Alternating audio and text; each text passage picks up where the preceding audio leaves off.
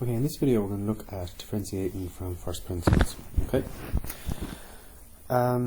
In the last video we looked at, I suppose, what calculus is. Okay, and we looked at getting the average speed of, I think we were talking about Usain Bolt. So his average speed between two times.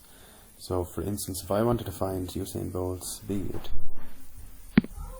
at exactly 5 seconds. So if I wanted to find speed at exactly 5 seconds, up to now the closest thing we could do is find his average speed between maybe the 4th second and the 6th second.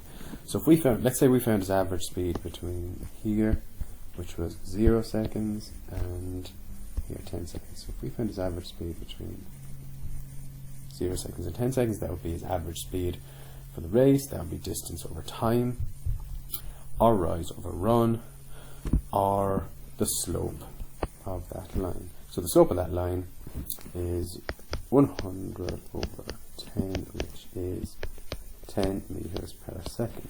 Okay. However, the slope of that line, I would think, isn't as steep as the slope of this tangent at this point at 5 seconds. I'm not sure, right? But I don't think it's the same.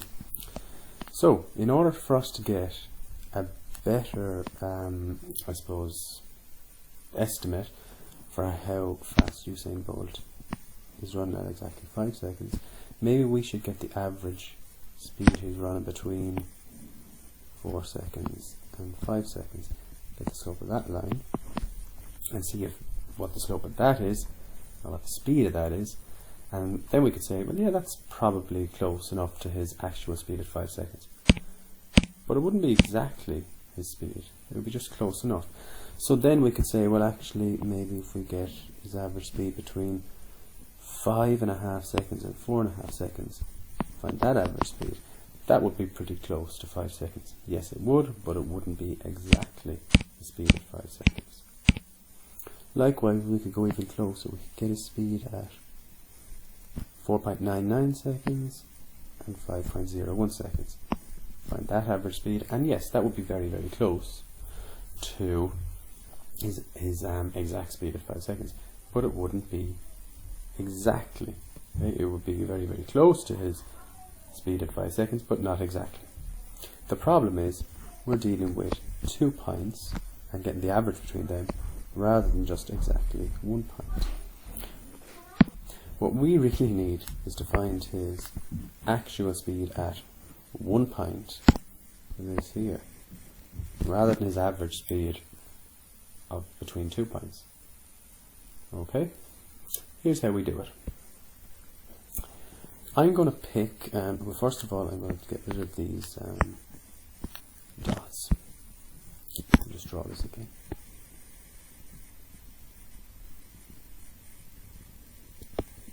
Now, let's say I want to find his average speed at 5 seconds. Well, not his average, sorry, his actual speed at 5 seconds. So his instantaneous speed at 5 seconds. Here's what I'm going to do. I am going to look and find his average speed between a point here, okay, and a point here. I'm going to call this point X. It just so happens I have it drawn at 5, right? But it doesn't matter. And I'm going to call this point X plus some distance. And I'm going to call the distance between here and here, so X, and so this point and this point, I'm going to call that distance H. Therefore, I'm going to call this X plus H. So I have a point X somewhere on the graph. I have a distance H between that point and the other point. So therefore, I'm going to call that point X plus H. Likewise then, if I come across here, well, if this is X, then this will be a function of X. And likewise, if this is X plus H, then this will be a function of X plus H. Right. So, I want to find the speed, or average speed, between this point and this point, whatever that point may be. So, here's what I do. I will say the run, okay, I'll do rise over run, I'll do that method. Rise over run. So the run will be between the x and the x plus h. Right, so if I want to find that distance, I'll say x plus h minus x. So it's basically this point and this point minus from each other, and that will give me this distance here, h, which is a time, I suppose. Likewise then up here, I want to find the rise, and I want to find the rise between here and here. So I'll minus one from the other. So I'll have f x plus h minus f x, okay? So, but just to tidy this up a bit, we already said the difference between x and x plus h is h, okay? And that's obvious. I mean, if we look here, x plus h minus x will just give us h. Alright? Now, here's the magic. I said this point here, this here, was just a random point. I also said this distance here was just a distance. Alright? However, for me to find that actual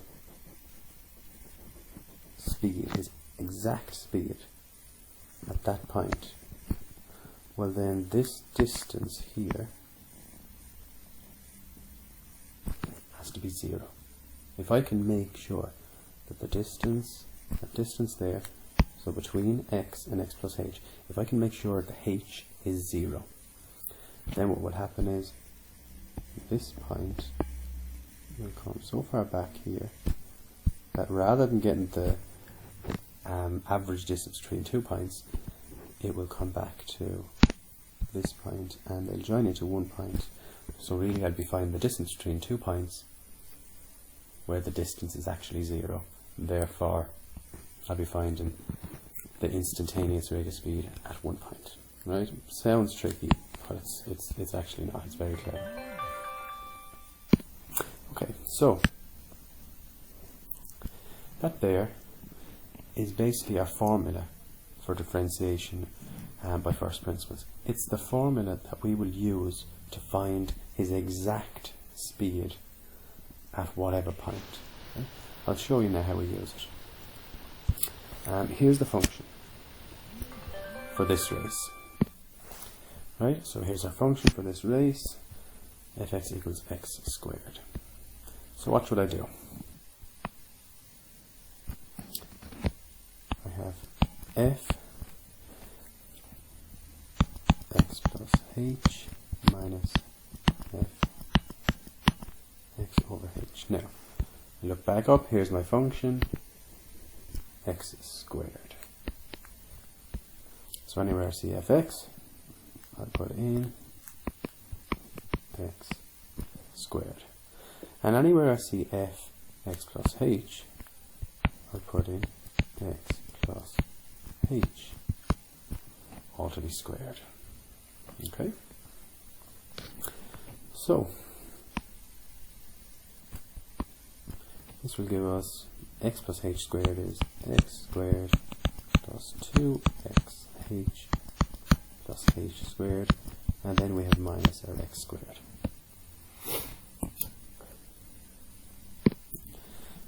Let's just start simplifying this a bit then. We have our h, we have an x squared and a minus x squared, so we're left with 2xh plus h squared. I can factorize out the h as the denominator, so h into 2xh is 2x, and h squared divided by h is h. Right? So that's what I'm left with, 2x plus h. Now what I do is I get the limit as h tends to 0. Why do I do that? Because if we remember up here, we want that distance, that h distance, and here it is, we want that to be 0. So we want to take this distance, whatever it is, and we want to close it back to 0. The way that line actually comes right back to here, and we have just 1 point. So all we do is we let h equal 0. So 2x plus h, but remember we said h is 0. 2x plus 0 is 2x. So we can say dy dx equals 2x. Now, you might say, how is that our answer? How is that his actual speed at a given second? From what's the point? How is that his actual speed at 5 seconds? Well, what it is that is a new function. We had the function up here, okay, which would allow us to get the distance he's after running after so many seconds. So if you watch, if I want to find out how far Usain Bolt is after running after 3 seconds, I'll put 3 into that function, and 3 squared is 9. So he's after running 9 meters in 3 seconds. If I want to find out how far he's after running after 6 seconds, put in 6 into the function, and 6 squared is 36. So that function up here, this x squared function, is the distance function. However, when I differentiated it, we have a new function, dy dx equals 2x. And that function allows me to find his speed at any time I want, or after however many seconds I want. So if I want to find Usain Bolt's speed after 5 seconds, I put in 5 in for x. So 5 equals 10. So Usain Bolt is running at 10 meters per second after exactly 5 seconds. After exactly 6 seconds, put in 6. Usain Bolt is running 12 meters per second.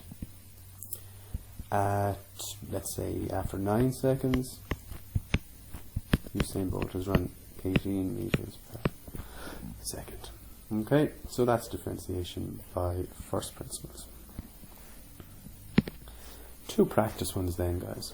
So differentiate fx equals 2x plus 3 from first principles. Right, our formula anyway is fx plus h minus fx all over h.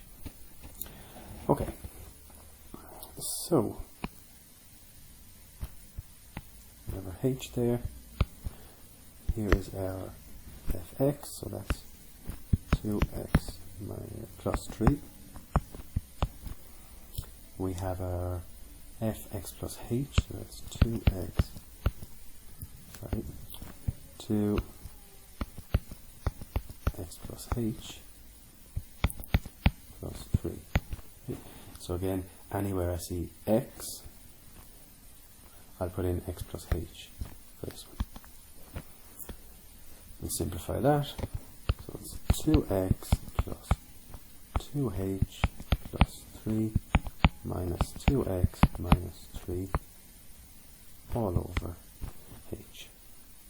Simplifying that, well, these will cancel, and these will cancel. So we'll be left with 2h over h. 2h over h, factorize out the h's, we'll be left with 2. So dy dx equals 2. Right, so in this instance, no matter what number we sub in, we still get back out 2, because there's nowhere to sub in a number. Unlike the last one up here, we had to sub in a number. So in this function, the speed of the object, or Usain Bolt, was changing over time. So his speed was different at different times of the race. However, with this one, whatever that object is, whether it's Usain Bolt or a car or whatever, the speed is not changing over time. So at the start of a race, or the start of whatever, its speed is 2. At the end, its speed is also 2, and at the middle, it's also 2. Okay? Last question before we finish then. Differentiate 2x squared plus 3x plus 5 from first principles. Okay. So again, we have f x plus h minus f x. This is probably going to be a long sum. So we have our fx, which is this. Notice here, I call this function y, but y is the exact same as fx anyway. 2x squared plus 3x plus 5 minus 2x plus h squared plus 3x plus h plus 5. Okay, so working this out, we have 2x squared plus 2xh plus h squared and plus 3x plus 3h plus 5 minus 2x squared minus 3x plus 5. Multiply these by 2 and we get 2x squared plus 4xh plus 2h squared plus 3x plus 3h plus 5 minus 2x squared minus 3x plus 5. And that's all over h. Let's see if we can cancel out anything. This and this. And this and this. And, oh sorry, this should be minus 5. Okay, because minus by minus 5. Sorry, by 5 please. Minus 5. And therefore, they can cancel out as well. So we are left with 4xh plus 2h squared plus 3h. And we'll take out the h's. When I say take out the h's, we'll divide everything by h because we have h here. We'll be left then with 4x plus 2h plus 3. And then we'll get the limit as h tends to 0, so we sub in 0 for h. We get 4x plus 2 zeros plus 3, which will give us 4x plus 3. So dy dx equals 4x plus 3.